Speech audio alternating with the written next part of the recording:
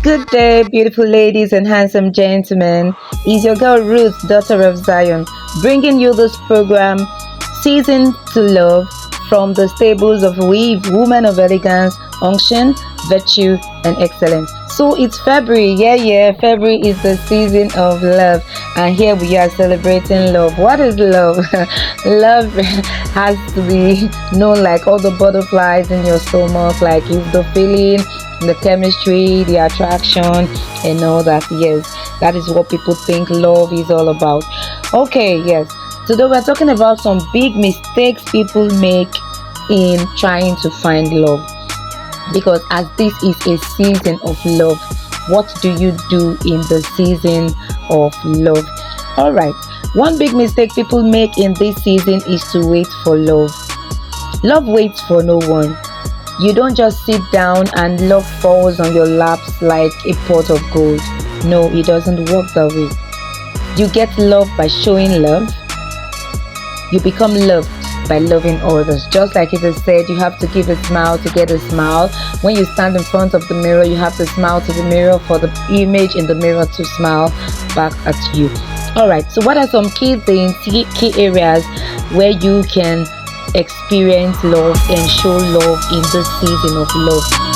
First of all, I must let you understand that you want a love that is rich and fulfilling. You don't want love that is full of gaps, full of questions, and full of dissatisfaction. Okay, so how do we begin this journey to finding a rich and fulfilling love?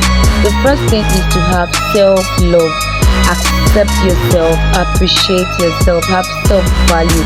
Listen, when you have self-value, you appreciate yourself, your self-esteem is top-notch, and your confidence is in place.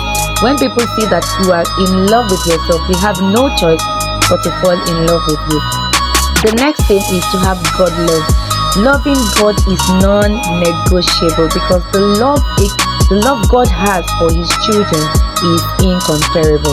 Okay, now imagine God speaking about Jesus, his son, in a message translation of the Bible. God said, "This is my beloved son in whom I am well pleased." Now, this translation in the message says, "This is my son, chosen and marked with my love, the delight of my life." Can you imagine God describing Jesus as the delight of his life? So if you have an intimate relationship with your father, definitely your father is going to make sure that you get the best of the best. Alright, so loving God is non-negotiable because he chooses for you and he brings to you a son that he has nurtured and he has raised to suit you and to bring you into your eternal purpose. Alright, the third thing is love for humanity. Yes, you don't go about finding love without loving your neighbors. Loving your neighbors, loving the people in your environment is so important. That love your neighbors occurs 10 times in the New Testament. Alright, you have to love the people around you because this is a very small world. What goes around comes around.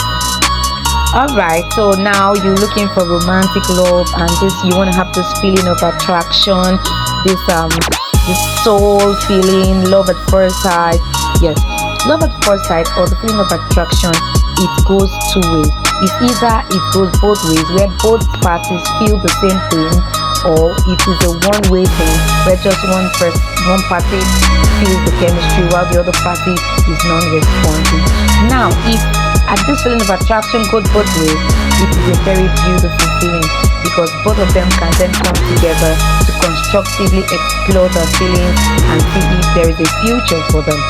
Alright, but when it happens one way, it could be on the part of the male or on the part of the female. If it is on the part of the male, you can then do what men do, chase, go about seeking affection and seeking attention. And if it happens on the part of the female, she can also step up her game, try to call for attention, whichever way it goes. But at the end of everything, the goal is to have God at the center because God's love is the most beautiful thing that can happen to you. I'm telling you, the kind of love God had for his son Jesus, he can also have it for you if you are born into his family. He said that he has made us to become joint heirs with Jesus Christ. So whatever Jesus Christ enjoyed as attention from his Father, we get to enjoy those attentions. And in the book of Matthew chapter 7, God speaking, Jesus Christ making that analogy. He said, can a child ask bread from his father, and his father would give him stone or give him a serpent, which is impossible. So by the time you make your love for God established, definitely God will give you something beautiful, something wonderful, something sweet, something that will last a lifetime. Alright, thank you for connecting with me today. I hope that you have been blessed by this podcast. I hope that you would love to hear more. So next week, connect with me, same time. Together we can explore our lifestyle changes, how to develop, how to get to the next level, knowing God and loving our fellow man. God bless you. I still remain Ruth, daughter of Zion. Thank you for joining me.